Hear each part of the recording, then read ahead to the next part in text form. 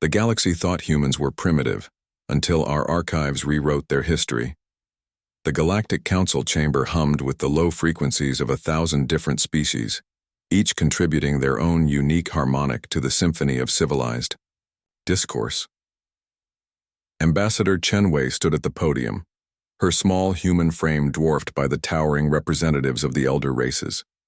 The Zephyrians' crystalline bodies chimed softly in what she had learned was their equivalent of dismissive laughter, while the ancient Vorthak delegation's tentacles writhed in barely concealed contempt.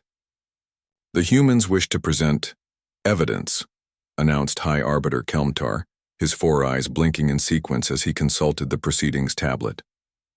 Evidence that contradicts our established historical records spanning 12 million years of galactic civilization. Chen felt the weight of every gaze in the chamber. Humanity had been members of the Galactic Council for only 3 standard years, a mere blink in cosmic terms. They were the newest species to achieve faster-than-light travel, stumbling into the galactic community with their crude fusion drives and primitive AI systems.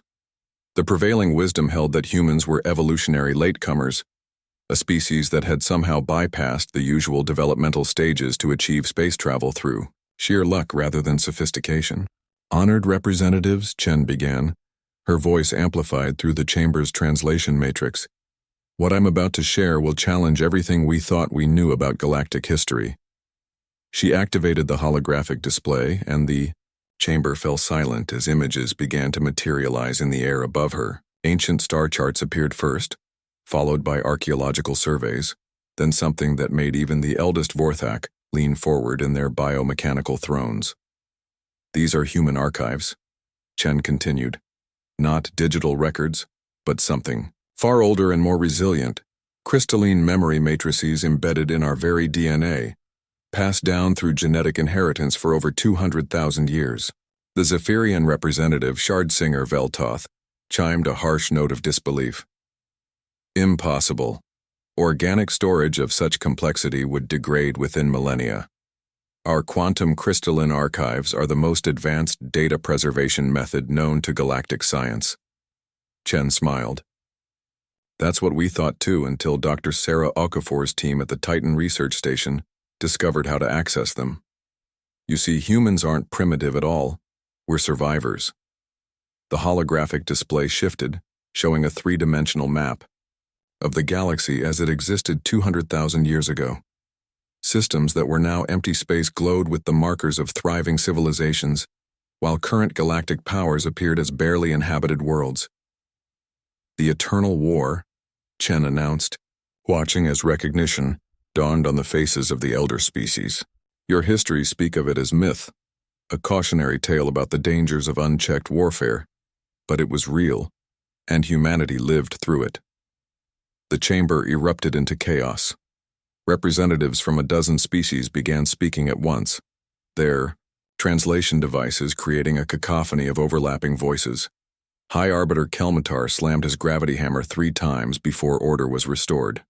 Continue, he said, his voice strained. According to our genetic archives, the Eternal War wasn't fought between the species you know today. It was fought by their predecessors, the First Galactic Empire, a coalition of over 3,000 species that had achieved a technological singularity.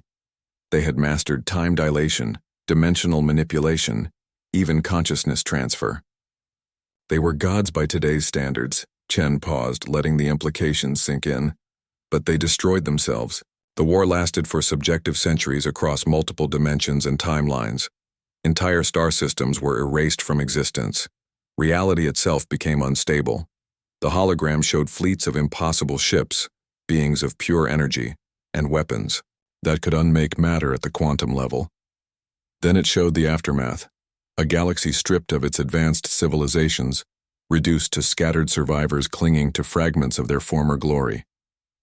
The ancestors of every species in this chamber fled to primitive worlds, deliberately suppressing their own technology to avoid detection by the automated war machines that continued fighting long after their creators were dead. They hid. They progressed. They forgot.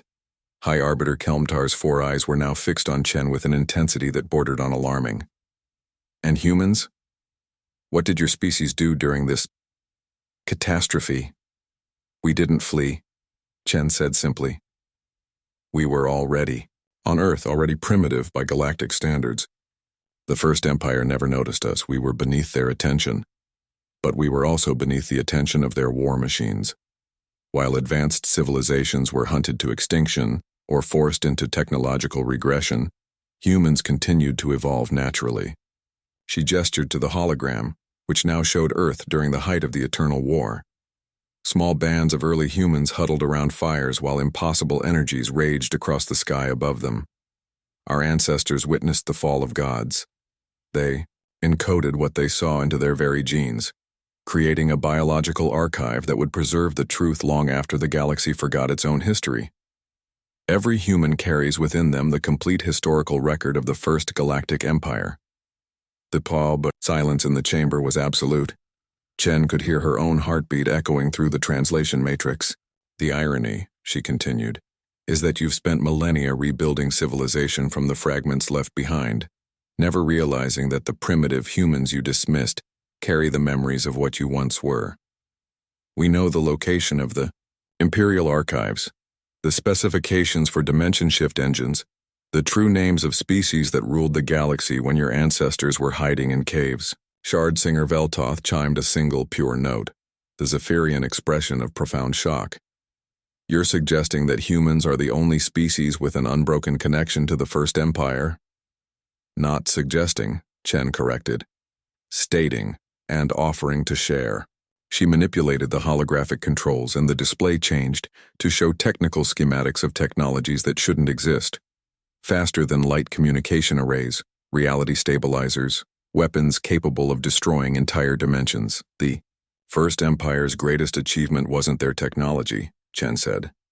It was their recognition that consciousness itself is the fundamental force in the universe. They learned to encode information directly into the quantum field that governs genetic expression. They made their history part of the universe's background radiation. High Arbiter Kelmtar rose from his throne, his massive form towering over the assembly. If what you claim is true, human Chen, then you possess knowledge that could either elevate galactic civilization beyond our wildest dreams, or repeat the mistakes that led to the Eternal War. Chen nodded gravely. Which is exactly why we're sharing it openly, through democratic institutions rather than using it to establish human dominance. We've carried the memory of the galaxy's greatest tragedy for 200,000 years. We won't let it happen again.